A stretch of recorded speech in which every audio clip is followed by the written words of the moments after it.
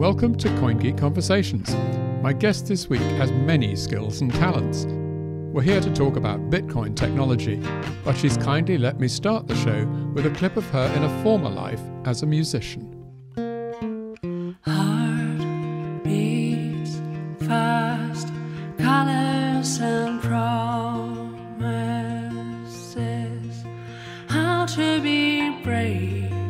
How can I love when I'm afraid to fall? But watching you stand alone, all of my doubts suddenly goes away somehow. One step closer.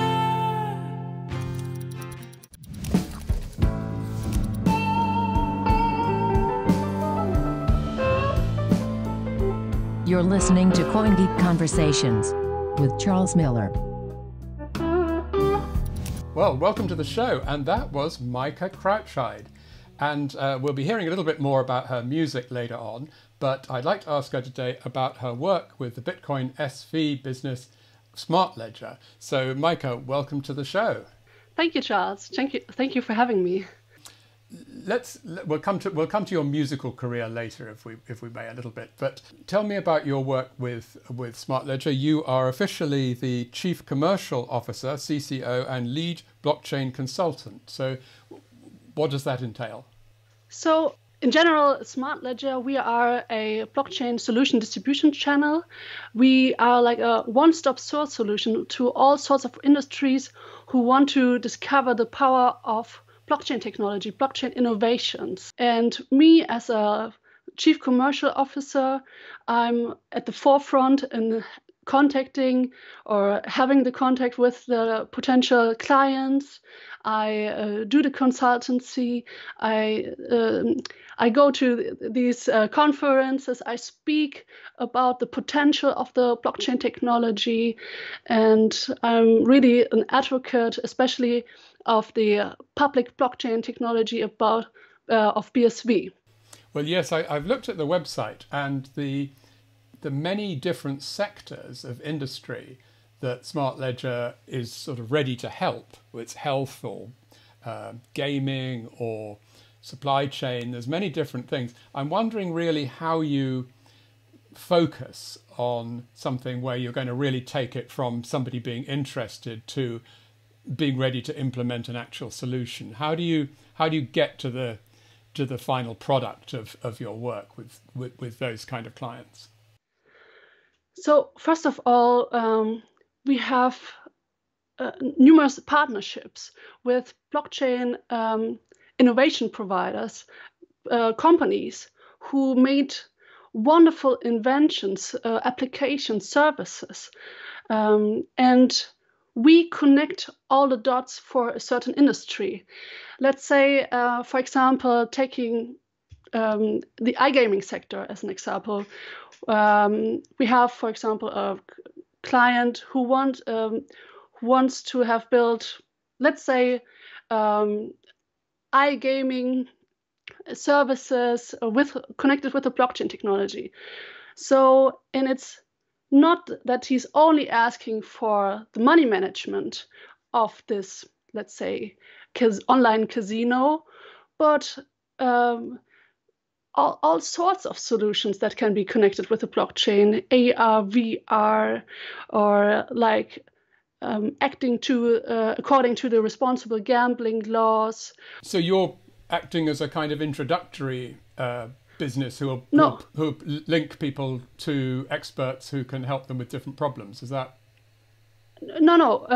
So we have the access to these experts, but we don't only deliver then the money management or the profitably fair gambling solution, but we connect it, we develop it further through like a customized product and service for the specific customer. So we also do the development, then behind it, then consultancy, development, Sure, we also connect the dots between these companies. We are at the forefront of like we have the overview about all the current solutions that are available on the market, and we are providing like the best applications and services for our client, that he has like a sustainable solution that is last longing and not only surviving the current hype of a certain technology. Well, yeah, I noticed that you're advertising for a whole lot of developers to start working for SmartLedger. And you've also already got a product which is called, it's described as a SmartLedger creation, which is TicketMint, which is using NFTs for ticketing for events. So it is, as you say, much more than just a consultancy business. It's a business where you're going to try and implement actual solutions for people.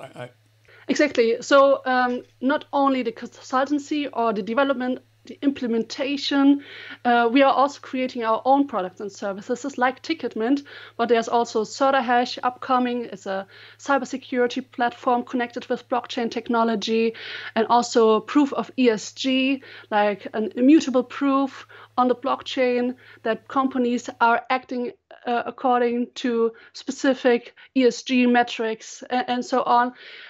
It's really like a huge field, especially what you can do with blockchain technology in general, but also what we as SmartLedger are doing. How close are you to actually getting something finished, having a client who's implementing it and, job done? Well, the clients are there. We are working with clients. The applications or the services are being created, but some of these we cannot currently publish or announce as they are in NDAs and so on. But I can say, alone with TicketMint, we have like numerous customers, and also in the space of ESG, it's like exploding and booming, and in some ways it's also kind of a problem, because we also want to grow like naturally, like and this takes normally time, but the let's say requests from the market, it's immense. Right. Well, so I understand that there's some confidentiality issues, but I mean, if we look at, say, in a year's time, is it likely that there will be a substantial business saying, we are working with a solution that SmartLedger has provided us with? Yes. For example, alone when you look at TicketMint, there are numerous festivals in the world that everyone knows, that where also stars attend this festival, not to play or to sing, to perform at the festival, but also to attend it. And imagine we are providing the whole ticketing service, not only with the NFT tickets, but also connected with our partners Omniscape, Transmira, with AR, VR. And when all these stars see this solution, it's like spreading all over the world. But just give me an example. Supposing I go to one of these festivals as an ordinary customer, what will I get that I wouldn't otherwise have got? What will the experience be like for the customer that gives them something extra? Well, with a TicketMint, you can do several things. First of all, you have the NFT ticket as a collectible, which you can also trade. It's like a unique thing, which also cannot the vendor or the festival provider can manage who can resell the tickets, for example. Oh yeah, please. I don't mean to be difficult, but any ticket that you get for a festival has a unique number on it, and you could sell it afterwards anyway. Why is it different from that? Well, it's stored publicly on a blockchain, and also when people are trying to, at the current state, there are bots who are like buying up all tickets at once and then reselling them for the double or triple price. And with this system, this doesn't go this way easily unless the original ticket seller wants to. But also imagine when someone has bought the TicketMint concert ticket on a platform, at the concert location, it can also be like a system. The first 10 who redeemed the ticket have gets specific prices, let's say, to meet and greet the artist, to get some vouchers, or it can be connected to other things, just as a simple example. It just seems like there are so many different areas that you're going into here. Do you specialize in one particular area and sort of call all the potential customers in that area, or how does that work? Well, first of all, I'm not an expert in every field, but we have experts for every field, and that's the huge difference. We have specialists in every field. For example, currently in the ESG field, we are working with a Nobel Prize winner. So it's not like I cannot say who, but I mean, there are many Nobel Prize winners, maybe. Yes. But we have experts who are, let's say, leading these specific projects or working groups and so on. Right. Well, actually, I spoke to your colleague Brian Doherty last week. So we talked mostly about the ESG project in that conversation. So if anyone wants to see that, have a look at last week's show. But yeah, I mean, this is amazing, really, that this whole field is opening up for entrepreneurs.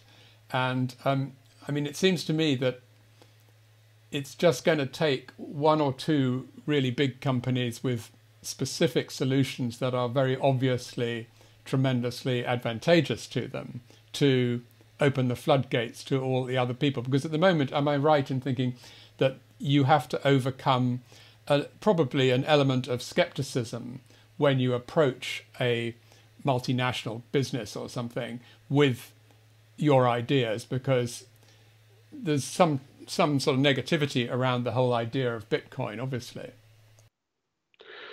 Actually, no. First of all, we are getting approached by these companies and multinational, successful companies that also or global companies that everybody knows. So these companies already know what they want in general, at least. And then we go into the details and show the possibilities and opportunities that the blockchain technology provides. And sure, there are also companies who say, oh yeah, we want to have this NFT game built on the Binance Smart Chain or on Ethereum. And so then we also have to show, okay, well, it's possible in general to build on Ethereum, but do you want to build up a sustainable business? Also, I mean, a Binance Smart Chain, from looking at each transaction, okay, it's cheaper and a bit faster possibly than Ethereum, but Binance Smart Chain is actually, the nodes are not properly working. It's like a pond with holes. So right. The technology is not working. And I think also like paying 50 cents for a transaction is still far too expensive. And do you try and keep the word Bitcoin out of the conversation and sort of concentrate on blockchain? First of all, the customers are searching for a blockchain solution. And we can provide these blockchain solutions. But we also show, okay, a blockchain is not a blockchain. There are thousands of different blockchains with different metrics and capabilities. And especially I mean, the products that we are building on are on the BSV blockchain, and with reasons. When you are talking to a big organization, what is the job typically of the person that is the key decision maker in this? Not only, let's say, the CTO or the CEO. I think it's a mixture that they know, okay, there's something happening in the blockchain space. We want to implement and go into the direction of Web3 or metaverse, and that's the future, and we don't want to miss the train. But it's definitely the management and the investors of the certain company. If you're talking to a company like that, particularly a company that has approached you, and you define what their issue is and a possible solution that you might be able to provide from SmartLedger, is it a question of working up a specific proposal for a contract that they will give you to provide this service? Well, it can be different things. Sometimes they only want the consultancy, or they want to have like we have to figure out the scope of work or do the scope of work to be able to make a proposal. Then we also show the possibilities. Sometimes they are like proof of concepts. For each of these things, you will have to quote them a different price for the service that SmartLedger is going to provide. Is that? Yeah, I mean, every work is so individual, so there's not like a certain price for yeah. Now, I know you're based in Germany, and I had a look at your LinkedIn profile, and I was extremely impressed to see that you speak 6 European languages, which would be a perfect qualification for what you're doing with SmartLedger in Europe, I suppose. I wanted to ask you, I mean, what is the general, how would you characterize the interest in this area in Europe compared to, say, in Asia or North America, for instance? So I think America is more advanced in the field of blockchain technology, or the companies are more open and possibly also more aware of it. And looking at Europe, they are kind of like waking up. More and more blockchain companies are also coming up. It's also supported by the European Commission. They're making calls for proposals, and we are also applying, not with SmartLedger, but with some other entities. We are applying for these calls, and there's much more like education is also needed. So if you talk about blockchain innovations, then one of the first questions is, what is blockchain technology? So people are mostly not aware of it. They are slowly waking up. But this is also like a great opportunity for us to be, let's say, one of the first movers in the field. Well, I know that you personally have almost been on that journey yourself, because you've got a couple of qualifications in digital currencies, and then you went to Saxion University for a Bitcoin Association MOOC. What's your assessment of the sort of state of Bitcoin education for people who want to go through a formal process like that? Did you find what you learnt there relevant to the work that you do in the field?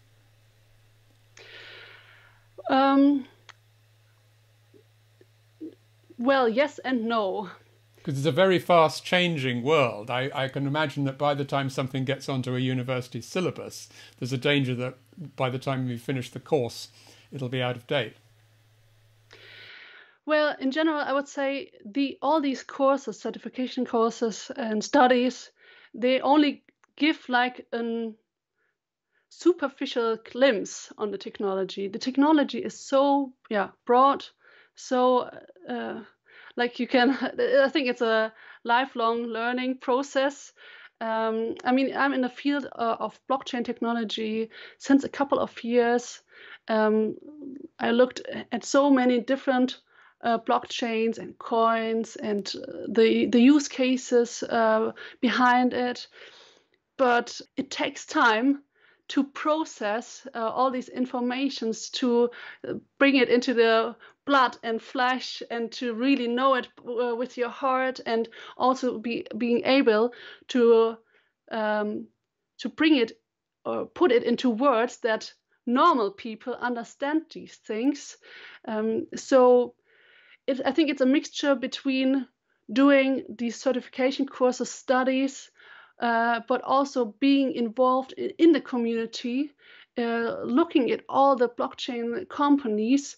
What are they doing? What are they providing? What are they working on? Learning how these things work, understand them, being in contact with mining companies. How does these things work? What are they taking care of? What are the let's say strengths and weaknesses, risks, opportunities? Do you think that in that respect, is it particularly complicated? Because I'm thinking, supposing you were doing computer science, for instance, there's all sorts of different aspects of that are extremely complicated to understand. Or is there something, I'm wondering whether there's something particular about blockchain, which is because of the economic aspects of it alongside the software, that makes it a particularly broad field and perhaps, harder to absorb in the round, like you're saying. Yeah, well, I come from from the entrepreneur side, from the economic side. I'm not a techie. Let's say I cannot program on a blockchain technology. It's also not my task to do, but I have to understand some of the things that are going on technically, as I'm being asked on all these conferences that I'm attending and being invited as a speaker. So I have to have a broad knowledge on these things, and other people might not need all these informations. But for me, I have to go into all these things at least until up to a certain level. Before we finish, I would like to just go back a little bit earlier, before you were qualified in this field, to your musical career. Because if anyone looks at your YouTube channel, there's all sorts of amazing performances on there. So can you just tell me a little bit about that? You're a bass player. Well, I studied jazz upright bass, that's correct. But I also play the bass guitar or the guitar, and I sing and play some other instruments. But being a musician was always my dream. And since my childhood, I kind of I realized my dream. I realized everything I dreamed of. I played all around the world. I made a solo upright bass tour. I played in front of millions of people. It was like really an adventure. I love to do everything, and I love to be on stage and connect with the people, with the audience, and entertain them, and make let's say inspire them, or bring them some sort of happiness. But for me, I also wanted to do something which is scalable, and also in the past, when you think about musicians, there are really creative people. Also thinking of jazz music, it's also kind of like doing mathematical music in some ways. There's a connection between music and computer programming and logic, I think, isn't there? In that it's all about very precise notations. Yeah, definitely. And but musicians they normally like to focus on the music, on the creative process. They're not focusing on, let's say, the economics or making business. And from the beginning of my studies, I thought, okay, I also want to make the business with the music. I mean, when you are a woman, it's slightly different than being a man in the music space. First of all, when you are a woman, you are always considered to be the singer and not an instrumentalist. Oh, she's a singer. But I always considered myself as an upright bass player, even I sing. Then am I still kind of like accepted as a female musician when I'm over 50, 60 on stage? It's different. Like with men, they get the George Clooney aura, charm, maybe. And I thought, okay, I want to do something also which is scalable and which it's challenging me. I mean, I really achieved everything that I wanted to achieve in the music field, and then I thought, okay, for building up a company, I have to learn more. Do you still keep up your playing sort of in your own time now for fun? Well, I'm still doing music, but last weeks and months were a bit difficult for me to play because I was traveling so much for the blockchain technology, for blockchain events where I was speaking. So, and then I couldn't take my upright bass with. Yeah, that's with not me. a very practical instrument for traveling. Yeah. Well, But, also, I mean, have you come across Jackson Lasky's piano playing? I heard about it. I only saw some videos, I think, on YouTube. Right. Well, he kindly did some piano playing for me when we did an interview, and I think you should get together with him because bass and piano would be very good. I think there are many wonderful musicians in the space, and I think we can start a band, BSV band. BSV Orchestra, yes, exactly. That would be terrific. Maybe at the next conference. Maybe. Dubai is coming then in May now, not in March anymore. I love the CoinGeek conferences. I really highly recommend going there. By the way, also Scott Stornetta is playing the piano, also jazz piano. Oh, right. Yeah. I didn't know that. Yeah. Yeah. Well, we need a sort of register. We need a database on the blockchain of everybody who's interested in BSV who plays an instrument, I think. It's coming. Well, Meike, thank you so much for doing the show. It's been fantastic to hear about your musical career as well as about SmartLedger. And I know that there's a lot of interesting things in the pipeline for SmartLedger that we're probably going to be hearing about in the future. So maybe you'll come and tell us about that when you're allowed to. Yes, definitely. So much is on the way, and we'll be very happy to talk about them more in maybe half a year. So well, we'll be watching closely and very intrigued as to who you're working with there.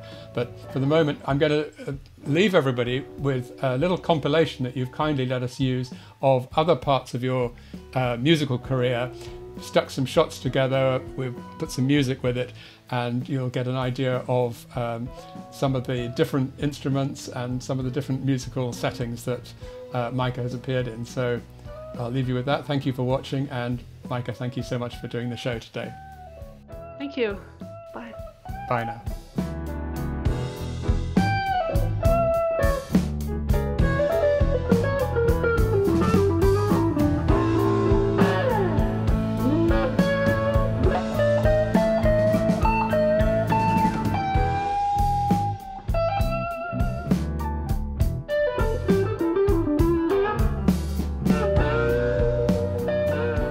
Thanks so much to Meike Krautscheid. Next week, I'll be talking about the prospects for BSV with Joshua Hensley. Till then, thanks for listening and goodbye.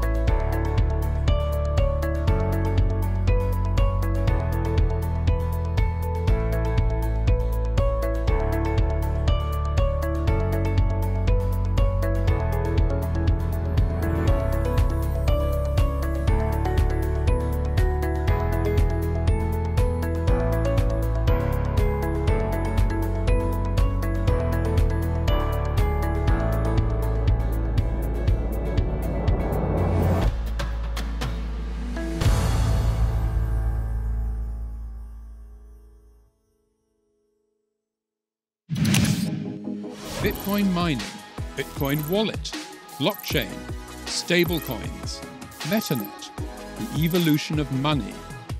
Everybody is talking about Bitcoin today, but what exactly is it?